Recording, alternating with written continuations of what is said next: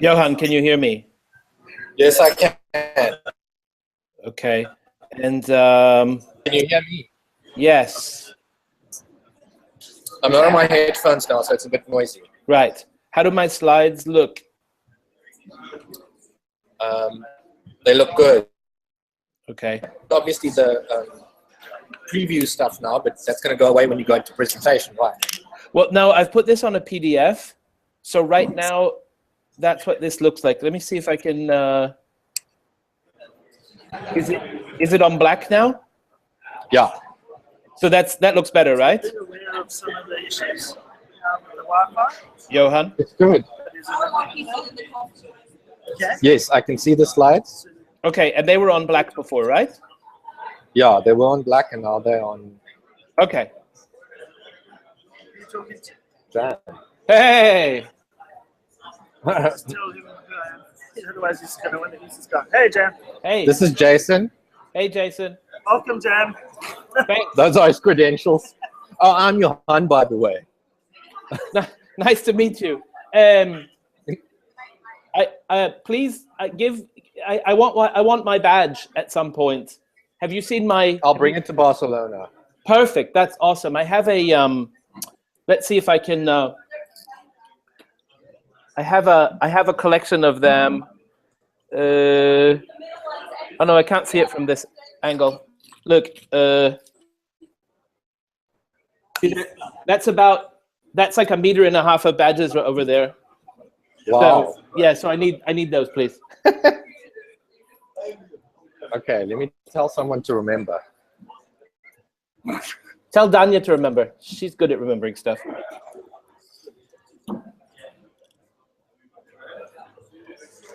Danya? Yeah. Danya, Jam insists that we remember to bring him his badge. Danya! I'll bring it to Barcelona. Hello. Excellent. How are you? How are you? He doesn't hear me, does he? No, I hear you. he can't hear you. Yes, I can hear you. Yes, I hear you. Yeah, man, Jam, how are you? Good. Congratulations. Did you survive your emergency landing? Oh my goodness. Yesterday was long. Yesterday was very long. Oh, lucky you made it. Thank you so much. Hey, it's cool. So bring your badge. I'll bring your badge to Barcelona. Thanks. I need it for my collection. Cool. So I'll see you later, or I'll see you, but you won't see me. But thanks a lot for helping us. Okay. Cool stuff. Yeah. Okay, so to display this thing, I'm just going to drag this onto the main screen and go full screen or what? Stu knows how that works, I guess. Johan, one thing at the beginning. I'll ask Stu, okay? At the beginning of when I'm talking, Johan, I want to ask a couple questions about the audience. So you're going to have to be my spirit guide and tell me what they're doing, okay? All right.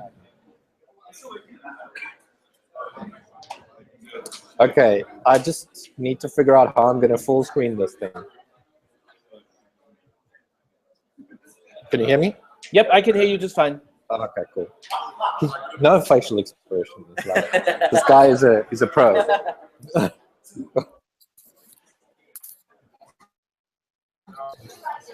Okay, so it's time. Okay, so I'm just going to switch to another window now to do my spiel. Yeah. Should we do it now? Well, I'll wait for you to have that. Yeah. Well, actually, yeah, it should be fine to plug in this. Okay. So we're going to the speaker system. No funny noises, please. Okay.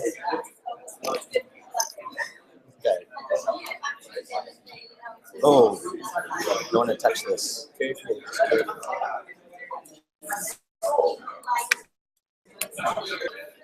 All right, we'll find out if the speaker system works with in a second. Can you hear me? Oh, thank you. I just have to pour my coffee over the computer now and we'll sort it.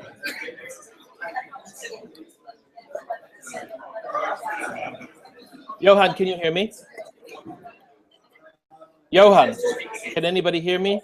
Okay. Yeah, we got you, Jen. Okay. Silence now. Can we mute? Oh, we're going to mute you. Yeah. Okay, listen. Hey, before you mute. Hey. Johan. Johan, I'm Yeah, keep leaving. speaking. I'm leaving the room for 1 minute to grab some water. I'll be right back. Yeah. 1 minute to get some water. Okay, cool. Sure, no problem. Johan, Yeah, we got it. So I'm going to kill my video as well. So I'm going to grab a glass of water. I'll be right back. Oh, it's...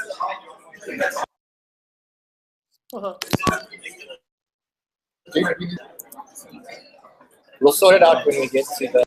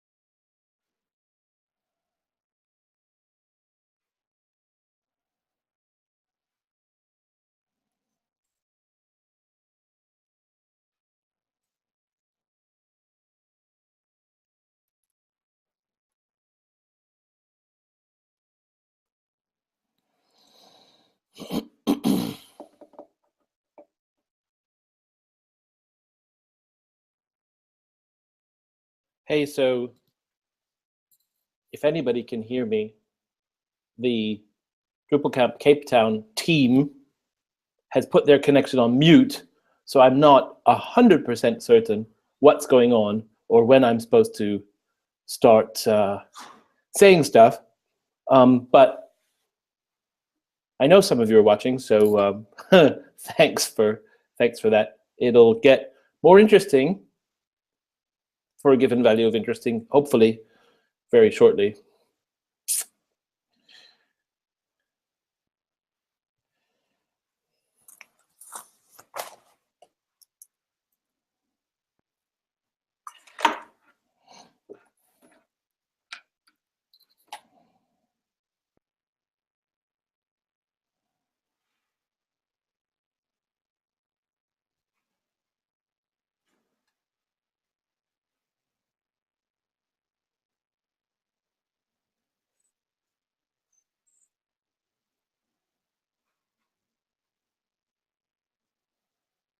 Oh, I muted myself.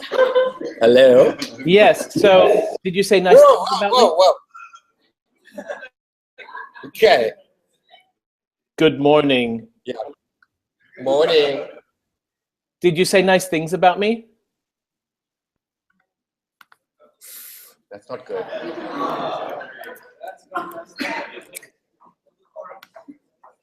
Okay, can the students all kill their torrents, please?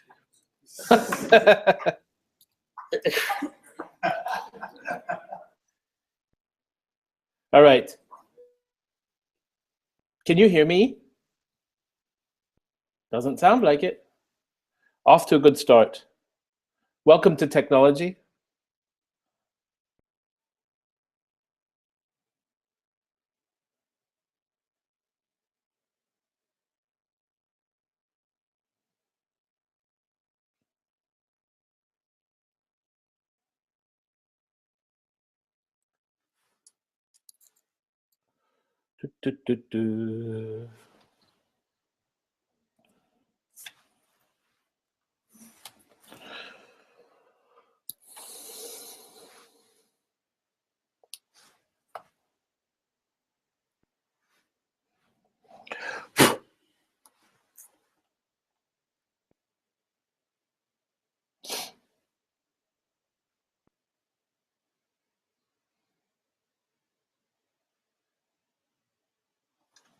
Right. So rule number, I'm not sure which rule it is, but anyway, conference Wi-Fi.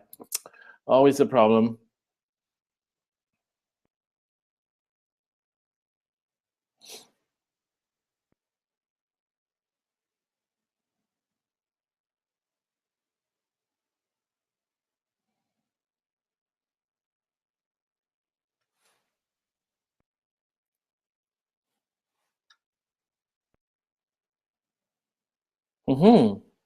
Okay.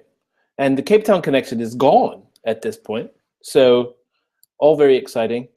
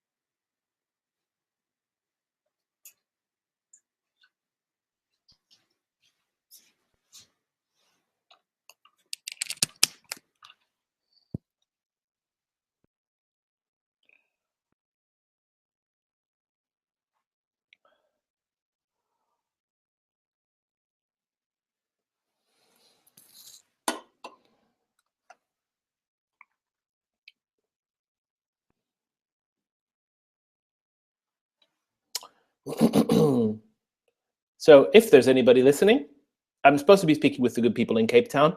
Looks like their Wi-Fi went down, so not sure what we're going to do to solve this. Maybe I can record the video and send it to them. Ha ha ha. We'll see.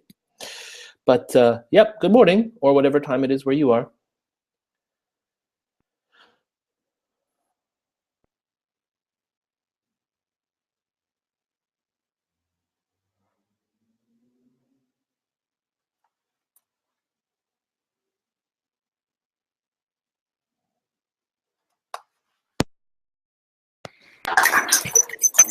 Oh, that's very loud.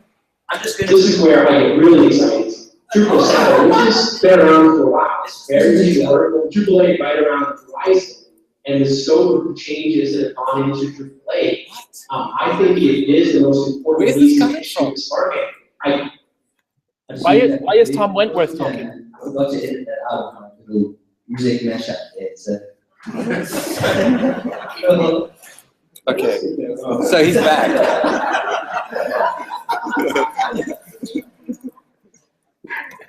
Right. Good morning. I'm just going to quickly give you a brief overview of Drupal 8. We kind of started already, which is awesome. It's just around the corner, and some people have already started using it. And I'm just going to fly through some of the major points that we have to look forward to. So I'm a front-end developer and back-end site builder Drupal, and I've been using Drupal since about 2009, Drupal 5, 6, and 7. And with the Drupal Camp website, it's my first Drupal 8 site, so it's a nice learning curve, and I really enjoyed it. So I'm really excited. So we've already done raising of your hands if you're one of those. It's good to see you and have so many people from different backgrounds here. So I hope today you'll just pick up something that's that you can take with you and start building Drupal and start playing with it. Just in case you don't know what Drupal is, Drupal is open source software maintained and developed by a community of hundreds of thousands of users and developers. It's distributed under terms of the GNU General Public License, which means anyone is free to download and share it. Drupal 8's latest release on the Drupal journey and will set a new standard for ease of use and has new ways to tailor and deploy your content, which will look great on any device. It's been built with the user in mind, which is why there's something for everyone to love in Drupal 8. So there's a whole stack of key benefits, and we'll just quickly break into each of those and have a look at that. So first up, content management. One of the days when you have to install your sort of choice CK editor, WYSIWYG, and then manually download the libraries and all of that sort of stuff, it's now in core, and it's really cool. It's so much smoother. Can I hear a hooray? Yay! They've really tried to make the system much more user-friendly and for content editors. And they've actually done real UX usability studies with real UX guys, done real live tests, and they've really tried to make it much better for not just the developer, but for anyone to use. So that's really cool. The new content management form, looking at Drupal 7 and out-of-the-box editing capability is nothing really to write home about, but with the new editor functionality and bundled WYSIWYG CK editor, it's never been easier to create and edit content. The new user interface features 2 columns so you can concentrate on what's important, and the WYSIWYG configuration is made easy with web security in mind. And also draft saving is made easier, the button's right there, and it's easier to figure out, it just makes sense.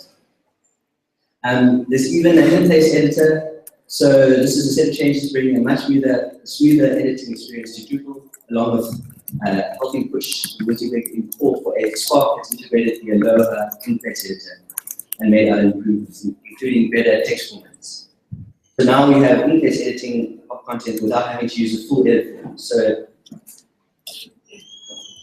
basically, on your site, you see something you want to change, there's a button, click it, it opens up, and you can edit it straight there. You don't have to load up another edit form, which is really cool.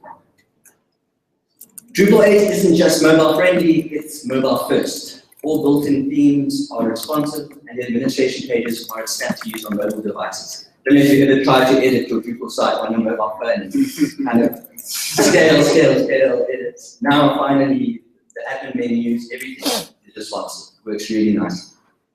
So that's great for content editing. Internationalization. When it comes to deploying a web presence for a global audience, Drupal 8 speaks your language. Translate anything in the system with built-in user interfaces. You can build pages with views, language filtering, and block visibility. You can get software translations as well from the community updated. So you can, if you want to speak your interface to be in Russian, just click community version for Russian, and there's your interface. Obviously, there's a bit more work to do on the other content, but it's really amazing what they've done. In Drupal 7, we had 29 modules for full translatability, and now Drupal 8, 4, and they're in core. It's amazing, it really is. So you can translate anything, build pages, and mention the updates. Accessibility, now this is really important as well. Drupal 8 has added extensive reporting standard accessibility technologies, including WAI, ARIA, and have been working to provide more semantic HTML5. With the ARIA Live Announcements API and Tab Manager, Drupal 8 provides centralized control for your rich internet applications. And to provide visitors with an optimal experience, you can also require that all your images are alt text. So that's just a new step for screen readers and people with needing better accessibility on the sites. Even contrast can be set for better viewing. Tours. You know views, and the first time you see views, you go, oh my word, what is this views UI? Now they're tours. You switch it on, and it will take you through all the different elements of the admin UI. So they've included the jQuery Joyride plugin, which allows site builders and module developers the ability to provide targeted help for the specific elements. And as a developer, you can also write your own tours in YAML. Okay, site builders. We've got a lot of goodies here.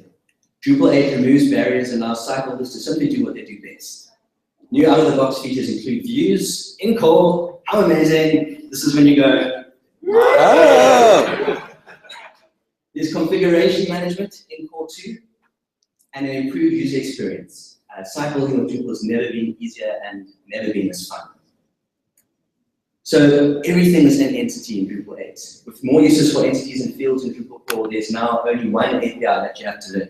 Got a whole stack, and with many items in contact forms allowed. There are view modes in Drupal. You may not know what these are. We're called in Drupal 7, but if you've ever made a node look different, if it's a teaser view or a full node, then you've used view modes. View modes let you change how a piece of content looks when viewed in different contexts.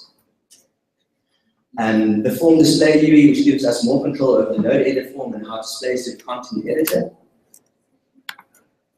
And blocks are now really supercharged. You can now add fields on custom blocks and create different custom block types, providing more ways to present content.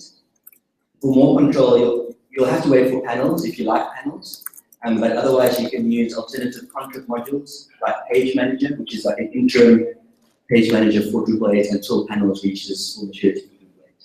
And there's also Display Suite and the Layout plugin, which gives you great options for your layouts. And now this is really big, and a lot is saying the future of content, and that's RESTful services. We can build mobile apps with Drupal as a data source, or even post back to Drupal from the client. And using the new REST and serialization APIs, we will be able to output serialized data as JSON and XML for Drupal, almost as easily as they can output HTML. With full flexibility and treatment of content, we're able to push content to almost anything, from your website, mobile device, to your Google Glasses. We can push the content to you and when you need it. Content will find you, and that's seeing it as the future of the web. For the developer, object-oriented programming, and Alex is going to talk more about Symfony and his talk later on. Drupal 8 builds on proven technologies from the larger PHP community, such as Symfony 2 components, and the new release comes with a modern object-oriented programming approach to most parts of the system. This gives developers tremendous flexibility to swap out pieces and change how Drupal behaves. You can do more with fewer steps and with less Drupal-specific knowledge. Configuration management. I don't know how many of you have been working like on your local, and you go to your staging or dev, and then you move to production, but somewhere along the line, somebody's forgotten to check, configure Drupal's system, or something gets lost, and we had features for some of that as well, which was cool. But now with configuration management in core, we can keep track of all important details as content is configured and revised. It's a file-based system configuration management system, and you can transport config changes such as new content types, fields, views from development all the way through to production. And you can put that straight into version control, which is really, really awesome. You can keep your config data in files and separate from production data. So this really, really is amazing for those of you who have dealt with that. So there we go. Let's just click through here. Drupal 8 is proudly using some of the latest and greatest technologies out there. The new release features more and more modern and best-of-breed external libraries like Composer, PHP Unit, Guzzle, Zenfeed components, Aesthetic, and more. Drupal is no longer an island. We're really using some of the latest cutting-edge stuff, which really makes it exciting. You get to play with things. Migrate is in core. As Rian said, well, what a time saver it's going to be. It's going to make it much easier. There's going to be parts which they're still working on, some of the most critical bugs that they're fixing at the moment, to migrate from Drupal 6 and 7 to Drupal 8. But they really want to make it easier so more people will adopt Drupal 8. So that's going to be cool.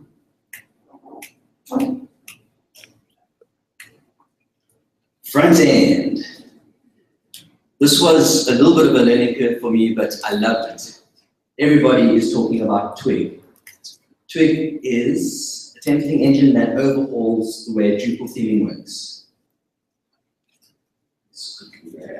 I'm in the wrong place.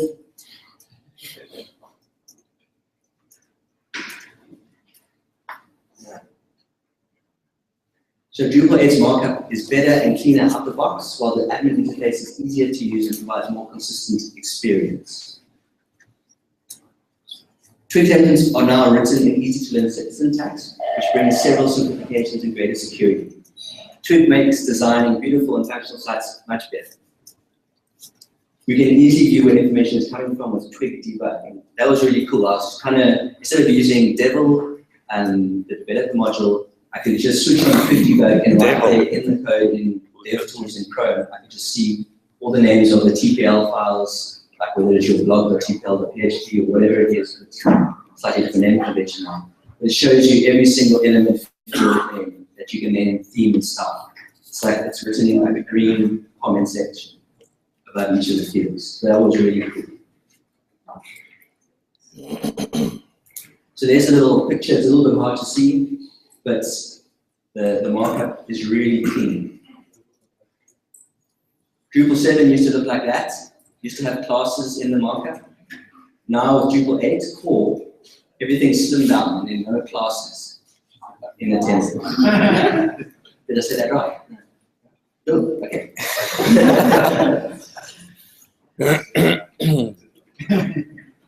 Drupal 8 uses a class EP, which is the base for Bartik and 7. Its purpose is to provide many classes throughout the markup and help annotate and describe many markup elements that render on the page. So you can set your node type page, whether it's a front page, is it a view mode, and that's in the theme template. So as a front ender, it's really clean. It's actually a pleasure to work with. And for me as front end developer, I'm just so stoked that that's there. And the power of Twig and extra things Drupal Twig have got that we can use. Here's a little example of a for each loop in Twig, but I think the red's a little bit hard to see. HTML5. HTML5 is responsive for admin themes, using the picture elements, and plays a key role in making websites fully functional and compatible with mobile screens. The industry standard is now included in Drupal 8, and means Drupal now has proper native input support for mobile fields like date, email, and phone. You've even got more front-end libraries. It comes with Backbone using jQuery and jQuery UI, and Backbone is used heavily in core for state syncing and data modeling. So, question, should you use it? I'd say yes.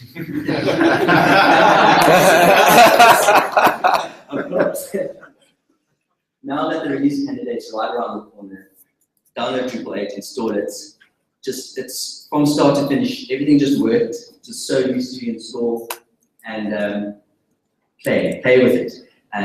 With the release candidate, a lot of the bugs will be gone that were made it much harder to work between different versions. But the latest release coming out is going to be awesome. So that's it.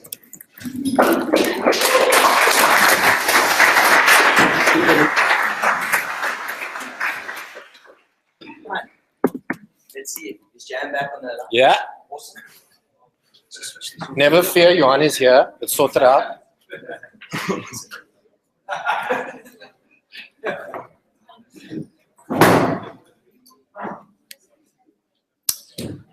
Okie dokie, pig and a pokey entities. Right, so we're going to do this thing now. Jam, are you ready? Oh, yes. Yes, I am. Okay. Let me just close our chat window here. Oh, that's nice. Okay. Testing. Say something. Something. Okay, we're just waiting for my Mac to realize there's another display. Okay. Tell me how long I've got. 15 minutes. All right. Can we see me? Not yet, but we can hear you. Okay. Hey, so how many people are at their first ever Drupal or open source software event? Yeah, Daniel will count for us quickly. Wow. Well, that's thank you for coming. If I were there in person, I would really like to know what got you interested in. But welcome to the Drupal community. It is it's an exciting place to be right now, and it's been an exciting place to be for the last more than 10 years, frankly. And I can tell you, you've made a wise choice. We're not a cult, but we can see you now, so. Hey, good morning.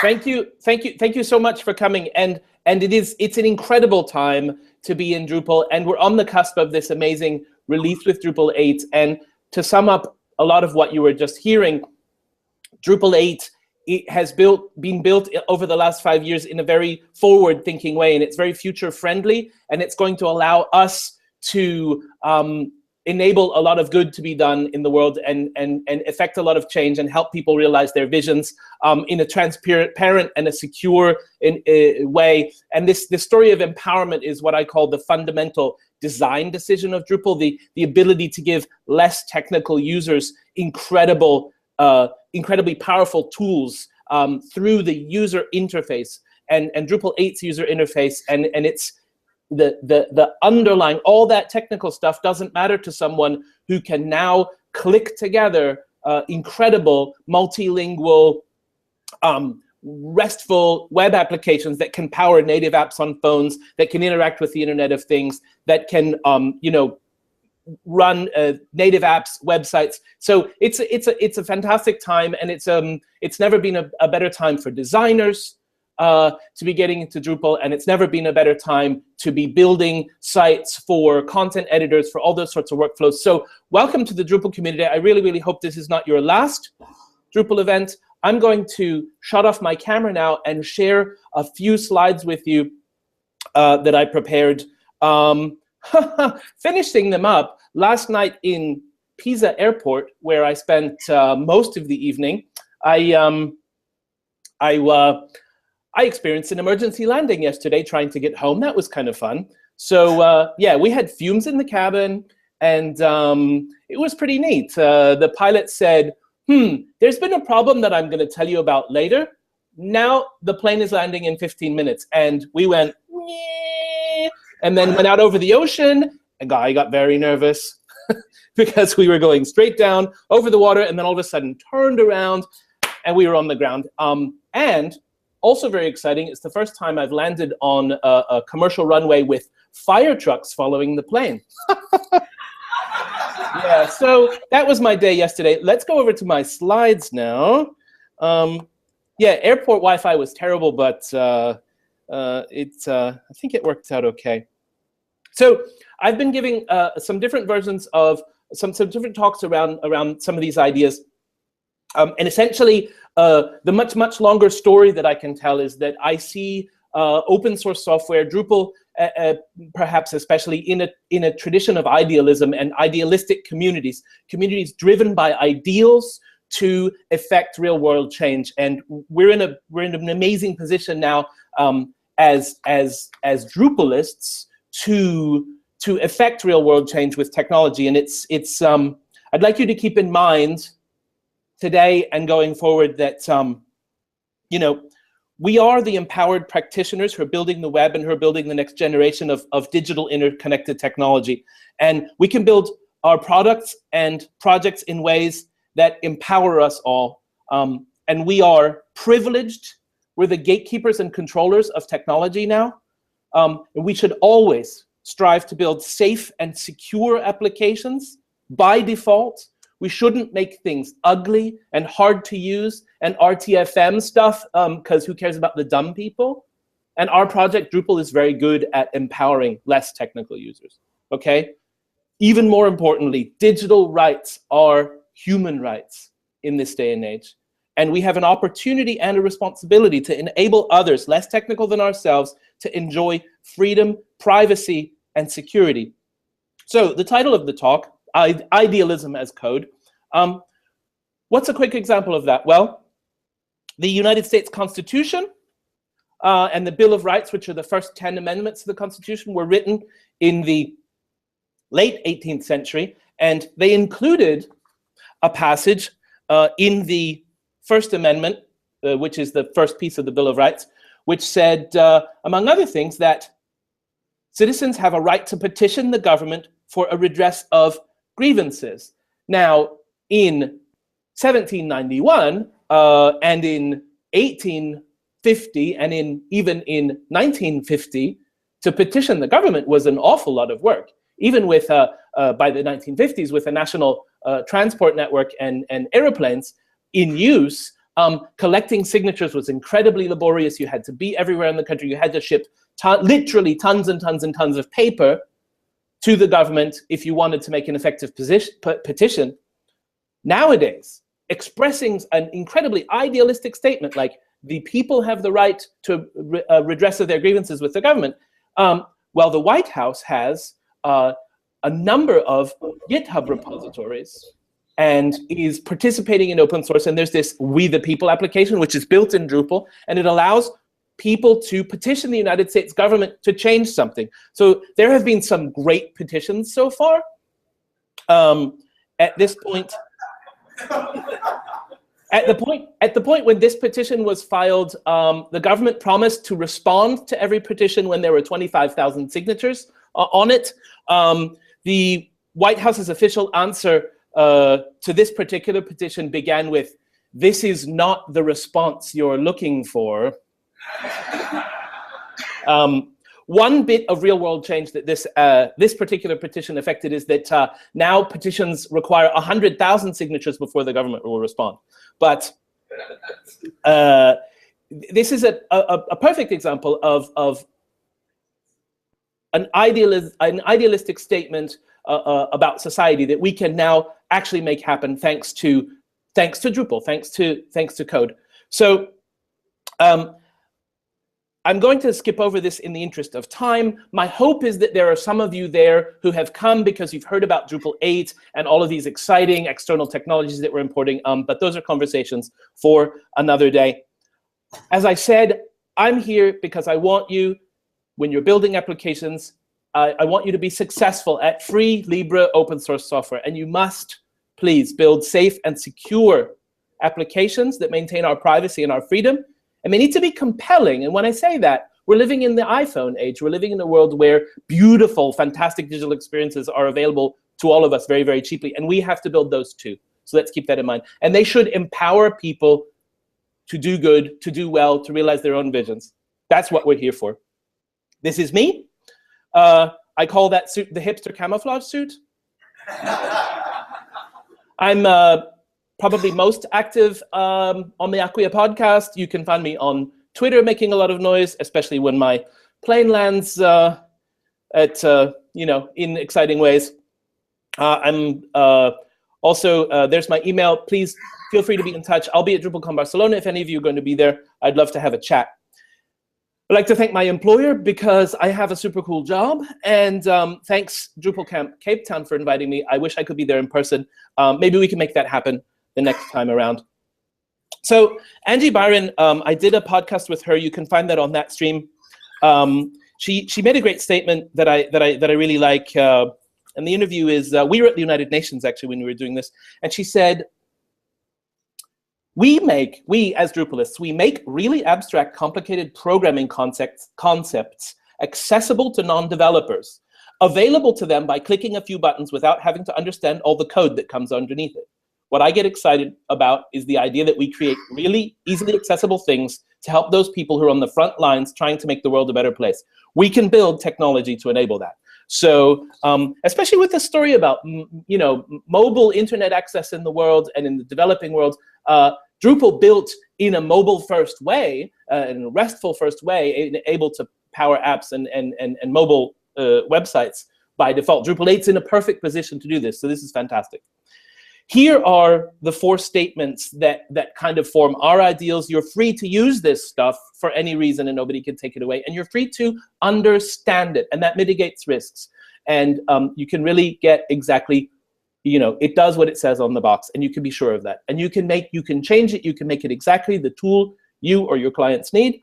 And we're all incredibly empowered by the fact that every time you fix a bug, it's also fixed for me. Every time I write an improvement to your module, it's also available to everyone else. And by sharing this, we become an incredibly powerful organism, an incredibly powerful force for good. There are more, plus minus 30,000 active developers, 100,000 active users on Drupal.org, and literally millions and millions of people in the world who touch Drupal every day. And that's incredibly exciting. I highly recommend this book, Democratizing Innovation. It predicted a lot of what's happening in open source today already 10 years ago. And essentially, this particular statement, he talks about how people building the tools that they use themselves are an incredible force for innovation because we know exactly what we need and we don't have to wait for someone else to build it for us. This is a fantastic read if you're interested in this particular concept. I'm going to put these slides up online and skim over a lot, obviously, today because we don't have a lot of time. Here's a really interesting comparison about working in proprietary versus working in open source, and this is the pragmatic side. This has nothing really to do with the freedom side. This is a lot to do with the fact that it has a zero licensing fee, a licensing fee of zero money. And once you get to the bottom half of this slide, you'll notice that once you're not paying a licensing fee, you can invest in features. You can tell your clients that for the same price, I can build you a better project by definition, right? And you're free to invest in what you need and when you need it and in your own team. And this is also incredibly empowering. I did an interview, let's see, most of a year ago. I still find it fairly interesting. Drupal 8 wasn't as close to being ready as it is now, obviously, but it went into this discussion of open source licensing and such, which is part of the foundation of what we do every day. So this concept of successful open source software, it leads us to be able to, and here's a quick ad, if you need me for weddings, bar mitzvahs, or government conferences, I give other talks that talk about how open source empowers businesses to drive innovation and cost savings and risk mitigation, and how Drupal especially is so big in government today because we can enable community collaboration, giving stakeholders a say in their government, and especially, well, I guess, especially the United States and the UK, where I'm very familiar with it, there's incredible things going on with Drupal in government. And it all comes back to the fact that we offer these open source, superpowers. There are people who tell you that features are the only thing that matters, but that's simply not true. Once you're free to use something, you can be a blind Italian high school student who builds his own website in Drupal because it's so accessible, and then writes a blacklist of non-accessible software, but also works with them to improve their software if they're willing to work with him. And I think that a proprietary software product would have never given him some stuff for free to build his website and then make a positive difference in the world. But we did that as Drupal, and that's a great it's a great testament to the power of what we do. Owning the bricks of your building, right? Owning your own infrastructure puts you in control of your own destiny. I don't want my government to be beholden to someone else for the citizen services that I need. And I don't want my landlord, to double my license fee next year for me to keep my own business.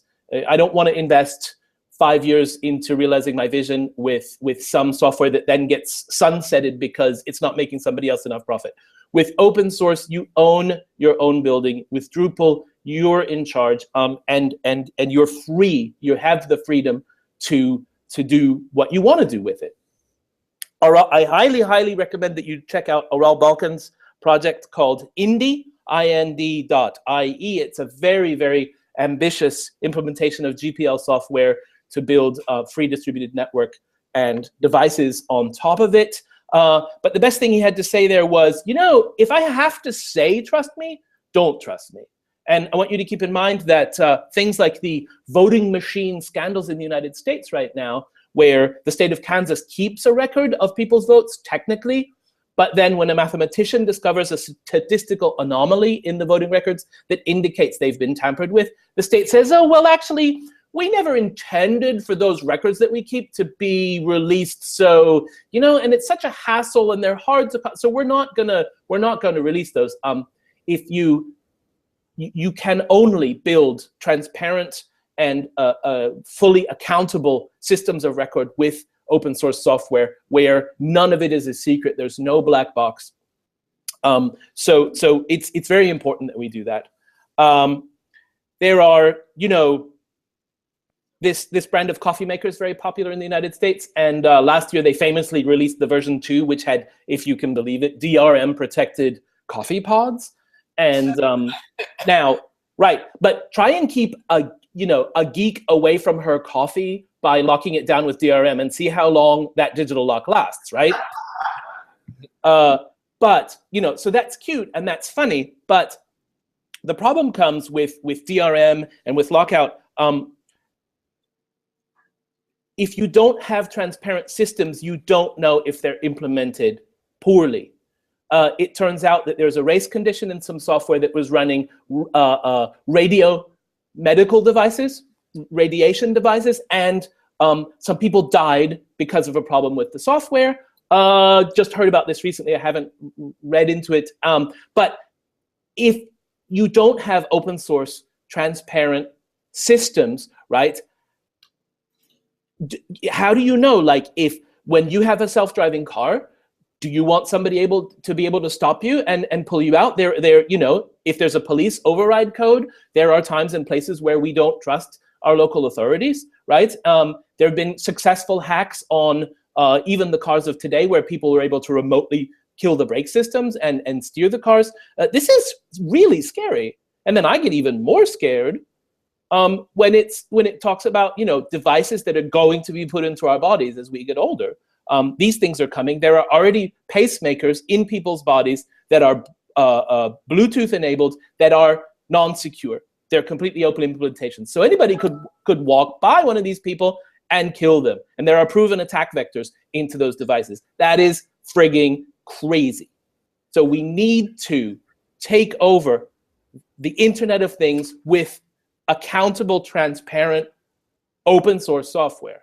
I encourage you to look into the All Seen Alliance and the All Join framework. This is a Linux Foundation effort to create an open standard and an open framework for Internet of Things devices, and it's a really, really, really worthwhile effort. And I hope that looking at these sort of devices, you can imagine the kind of havoc that bad actors who are technically capable could wreak with that sort of stuff. Thank you so much for inviting me to have a quick chat with you today. I really, really encourage you to remember the incredibly privileged position that we're in as technically capable people, and that we need to help everyone else out. Drupal is a great place to give that kind of help. Please build safe, secure, compelling, and empowering applications by default. Please also feel free to be in touch with me, and thank you so very much. I'm really, really glad to be here today. And bring me a badge to Barcelona.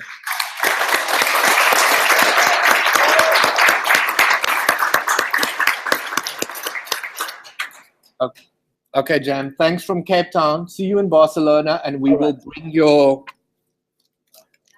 badge. Excellent. Hey, Cheerio. have a great camp. Will do.